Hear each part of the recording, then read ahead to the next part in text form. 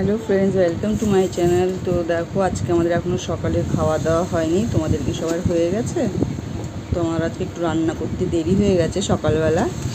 তো আমার ছেলে একটু রাগ করছে, তো আমার ছেলেকে একটু গুছিয়ে খেতে দিচ্ছি, কারণ আমার ছেলেকে একটু গুছিয়ে খেতে দিলে ভালোবাসে। দেখি গুছিয়ে খেতে দিলে যদি রাগটা কমে। তো দেখো, ভাত রেখেছি থালায়, ভাত করেছি, লাল ডাঁটার শাক, আর তোমার করেছি পেঁয়াজের পকোড়া, আর একটা রসা বানিয়েছি ফুলুরি, আলু আর বরবটি দিয়ে একটা রসা।